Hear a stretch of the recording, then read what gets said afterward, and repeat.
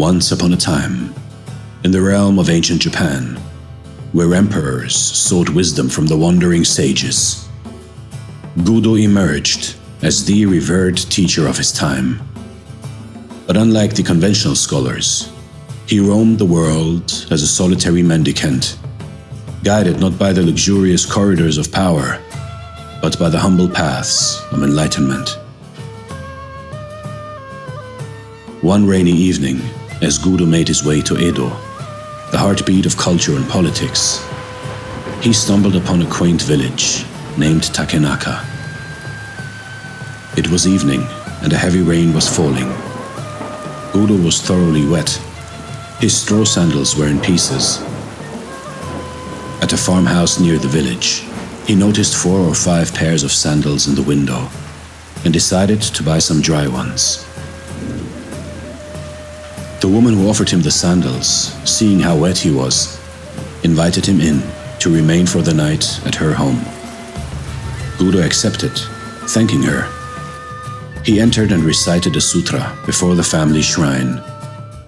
He then was introduced to the woman's mother and to her children. Observing that the entire family was depressed, Gudo asked what was wrong. "My husband," the housewife told him, "is a gambler and a drunkard. When he happens to win, he drinks and he becomes abusive. When he loses, he borrows money from others. Sometimes when he becomes thoroughly drunk, he does not come home at all. What can I do?" "I will help him," said Gudo. "Here is some money. Get me a gallon of fine wine and something good to eat. Then you may retire. I will meditate before the shrine." When the man of the house returned about midnight, quite drunk, he screamed, "Hey wife, I am home.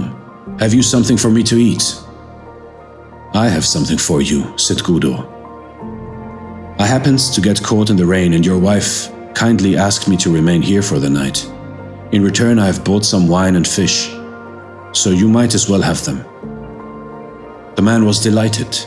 He drank the wine at once and laid himself down on the floor. Gudo sat in meditation beside him.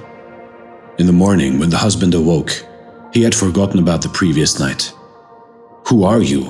Where did you come from?" he asked Gudo, who was still meditating. "I am Gudo of Kyoto, and I am going on to Edo," replied the Zen master. The man was utterly ashamed. He apologized profusely to the teacher of his emperor. Gudo smiled. "Everything in this life is impermanent," he explained. "Life is very brief.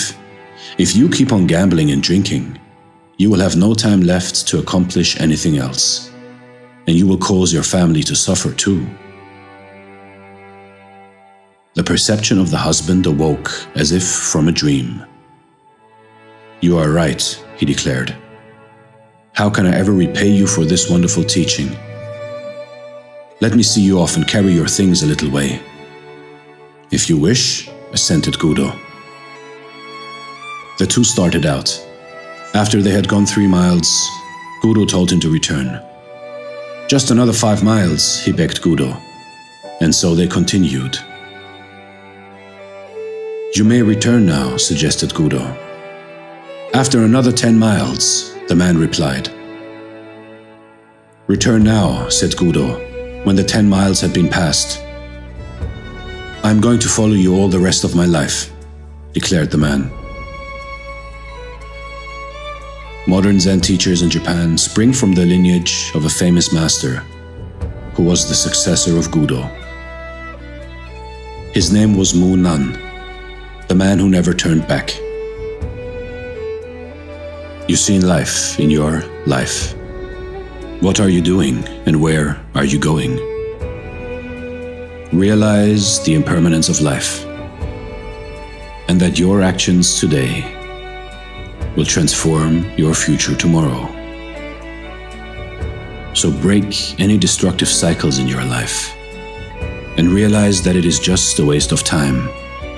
Like Mu Nan, the man who never returned back. Your new life will start now.